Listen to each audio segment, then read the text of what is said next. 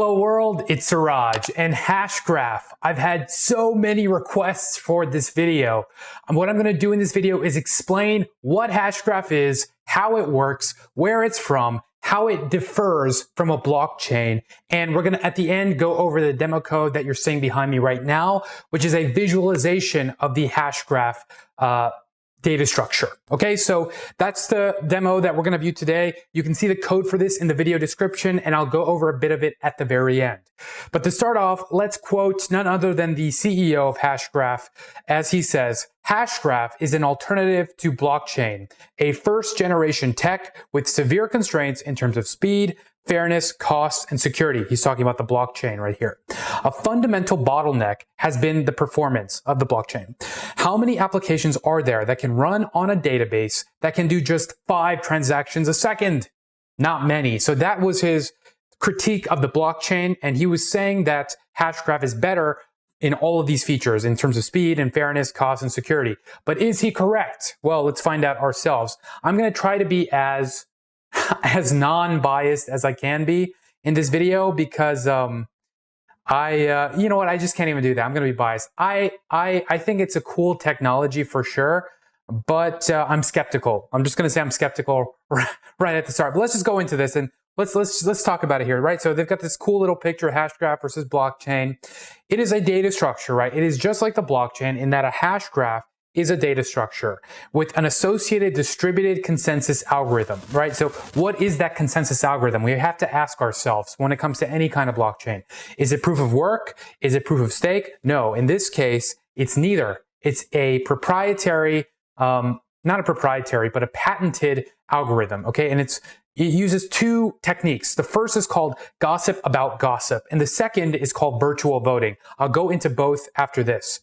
But HashGraph was developed by a cool dude. His name is Lehman Baird. He has a PhD from Carnegie Mellon, well-educated dude. He's worked for a couple of cool companies in his lifetime as a research engineer. He's been in this blockchain space for about 3 years now. And he founded this company called Swirlds, which patented the HashGraph algorithm. So that's strike one for me.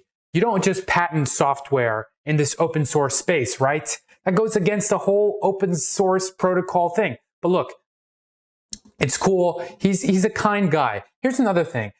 So HashGraph is very similar to IOTA. Check out this meme, by the way. HashGraph is very similar to IOTA in that it offers a solution to scalability, right? So Bitcoin and Ethereum and all these different blockchains, they have a problem when it comes to scalability. And there's a lot of different solutions that people are offering in the communities. Proof of stake, for one example, or delegated proof of stake, sharding, lightning networks, state channels, all these different ways to get around the fact that blockchains do not scale. And IOTA said, let's just do away with all of these different features. Let's offer a different type of data structure. It's not even a blockchain. And it's called a Tangle. And I made a video on that. Check it out. Just search Suraj IOTA on YouTube. You'll find it first link. But it's similar to IOTA in that way, in that it doesn't use a blockchain. It uses its own data structure. So this meme is kind of like you guys, when you guys have been asking me for this HashGraph stuff. It's like, you know, blockchain's over here. It's like, yo, hold up. So it's considered fast, okay? So it's considered fast because of its use of the gossip about gossip protocol, which spreads messages across the network. Fast, and it works in a private permission-based setting. Hold up. What did I just say for a second, okay? They use these numbers. They say 500,000 transactions a second, 600,000 transactions a second. You know, meanwhile, Bitcoin is doing what, between 10 and 100? What is Ethereum doing? Between 10 and 100? How could they possibly compete with HashGraph? Well, guess what? HashGraph is a private permissioned blockchain. Okay, so I'll go over what that means right here. So here's the difference here between public and private blockchains. Public blockchains are public. Anybody can read them. Anybody can become a node in this network. It's public, right? So it's open read, write access to the database. The database is the blockchain.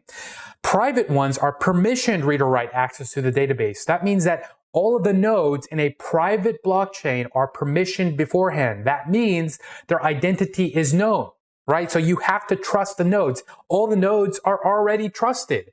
What that means is that there is no possibility of a Sybil attack. A Sybil attack is when an attacker gains the majority of the nodes in the network, right, by creating a bunch of different accounts.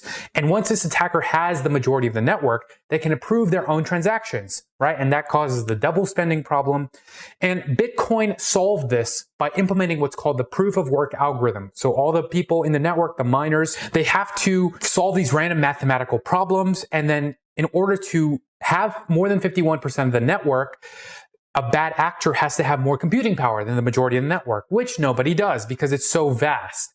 But when it comes to this, because it's private, there is no need for proof of work. So of course it's going to scale. Proof of work is so expensive, right? So if you have a private blockchain and all the nodes are already trusted, then you wouldn't need proof of work. You wouldn't even need proof of stake. You would need some different kind of consensus mechanism, which we're going to talk about. But of course it's going to be faster. And what is a use case for something like this? If you're IBM, if you're some kind of consortium of companies or banks, for example, like Ripple was used with banks. If you have a set of trusted nodes, these are branches of your bank. These are, maybe some kind of security device for your IOTA ecosystem that you're trying to build. You got some thermostats here. You got some little bit of this here, a little bit of this here. Different types of devices, then of course you can trust all of those nodes because they belong to you. So something like this would be helpful. It's not to say that HashGraph is not a useful protocol. Of course it is. But you have to be very specific. You can't, my gripe is that people compare it to Bitcoin and Ethereum. Don't do that. If HashGraph went public, then it would be Sybil attacked in a day or less, right? Because there is no consensus mechanism that prevents that. And what's working in a private setting, this virtual voting and gossip protocol consensus mechanism, won't work in a public setting. So I just wanted to make that very clear. It's not a bad protocol. It's actually pretty cool, but don't compare it to Bitcoin. And don't just say like, oh, well, Bitcoin can't scale, enter HashGraph, sprinkle some HashGraph on it, problems are over. It's not like that. So in a non-permission setting, like in Bitcoin, the nodes participating in the consensus protocol are not known beforehand. That's in the Bitcoin protocol. So I can be someone who nobody knows. I can be anonymous. I can be pseudonymous. And I can just join and I can be a part of the Bitcoin network. Not so when it comes to HashGraph. HashGraph is considered an asynchronous Byzantine fault-tolerant protocol, and it is not deterministic. That is a mouthful to take in, but Bitcoin solved this problem where you have two generals, right? There's a valley in the middle, and they're trying to decide when to attack, but they can't trust the other side. Like, well, I don't know if he's going to attack first. I don't know if he's going to attack first. They have to be able to attack in a trustless fashion. So that's why it's called the Byzantine Generals problem. How do two nodes come to consensus, right? Even if one of the nodes is adversarial, right? So how do you create a network, a graph, a collection of nodes where you can operate this network? It will run. They can come to consensus on some state without having to trust all of them. Like one or two or three or, X number can be adversarial or bad nodes. And so Bitcoin solved that with the proof of work algorithm. And so HashGraph solves that with the, this gossip protocol / a virtual voting algorithm. It is not deterministic. What do I mean by that? Well, deterministic algorithms are ones where you can predict how many steps that algorithm will take, how long it will take. You can determine them beforehand. But this is a probabilistic algorithm where you can't tell how many hops it's going to take or how many nodes it will connect to come to consensus or how long that will take. It is probabilistic in that way, like life is, to get kind of meta. Life is probabilistic, not deterministic, unless you believe in fate, which I don't. You got to make your own destiny. Words of advice thrown into HashGraph explanations. So how does this thing compare to blockchain? Really? Like, how does it really compare to blockchain? So we know that the blockchain is a chain of blocks, right? Chains of blocks. These are data structures, objects. We could code one up in 80 lines of Python, and I have. See my video, Power of the Blockchain, Suraj, just YouTube that. And so we have this blockchain, right? So each block has a hash of its transactions, and it has a pointer to the previous block, and it's just a chain of blocks like that, right? So the HashGraph is different in that it's not a chain of blocks, and it stores what are called events. I'm going to go into this in detail in 5 minutes. Let me just explain a few more things, okay? Just just a few more things. So if HashGraph were to be in a public setting, it would face the same scalability problems as Bitcoin and Ethereum. And Ethereum uses POS for the Casper protocol. Neo implements decentralized Byzantine fault tolerance. EOS has delegated proof of stake. These are all different solutions for scaling, right? And so we also have to define, what do we mean when we say scalability? Are we talking about scaling the number of users? Are we talking about scaling the number of transactions? Or how about the size of the network? There's a lot of different dimensions to scalability. And when you increase one, you could decrease the other. So there's not a silver bullet. That is a catch-all solution for scalability as of now. And if I were to be working on blockchain research, in blockchain consensus research specifically, I would focus nonstop on the scalability problem. How do we scale these things in a public way? Because if we do that, then we get to the world where amazing decentralized applications are possible. See CryptoKitties, for example. CryptoKitties overloaded the Ethereum blockchain. At one point, almost a third of transactions were storing these meaningless, not meaningless, but like meaningless cat tradables, right? So there's that. So anyway, that's HashGraph. So this is what the HashGraph looks like compared to the blockchain. It looks a lot more complex. There are a lot more connections. It's not as simple as just blocks connecting to each other. So let's just go into how this works. But actually, one more really important bit to go over before we get into that. So characteristics between a HashGraph and a blockchain. Check out this awesome list. It goes over what we've already talked about. One is a chain of blocks. The other is a directed acyclic graph that looks like a tree, a DAG, right? So IOTA is also a DAG. Modes of operation. Blockchains are open source, permissionless, public or private. HashGraph is, well, it says public or private, but it can be. But right now, this is private. It's private. It is patented, and it is governed by a company, and it's got that legal patent on top, which I don't like. But anyway, so consensus models, they use proof of work versus proof of stake versus this gossip protocol, probabilistic versus immediate, trustless, they're both trustless. One is slow, one is fast, one is inefficient, one is cheap, yada, yada, yada, yada. Decentralization, questionable with the proof of work because, you know, these miners are controlling all these gigabytes of hash rates and stuff versus, yes, this is decentralized. So now for the key stuff. Thank you for waiting for this. Now for the key stuff. How does it come to consensus? So here we go. Okay. So stay with me. All right. So here we go. Let's get our brains ready for this. So we've got 4 different nodes in this hash graph. We have Alice, Bob, Carol, and Dave, right? So A, B, C, and D. There are 4 nodes in our little hash graph right now, okay? Here's how it works. Each member starts by creating an event, which is a small data structure in memory. Okay, this is an empty data structure. We've all got events in memory. Good. 4 of us. Let's go.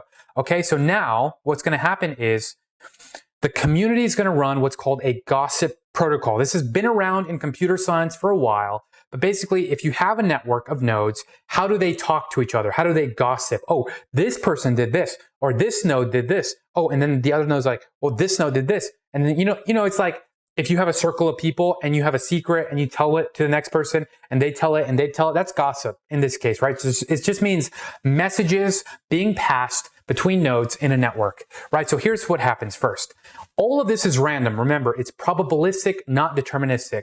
Some node will be chosen at random. It's going to be Bob in this case.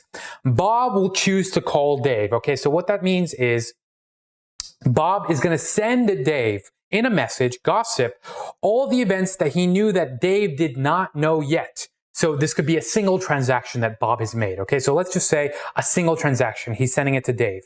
Dave then records the fact that this sync happened by creating a new event. And this is the new circle, okay, which has lines going straight down to his last event.